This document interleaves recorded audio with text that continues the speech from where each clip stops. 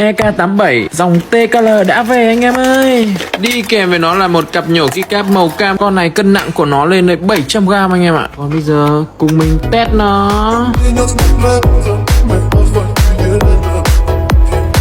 Ngoài chức năng double shot nó còn có 12 triệu LED nha anh em.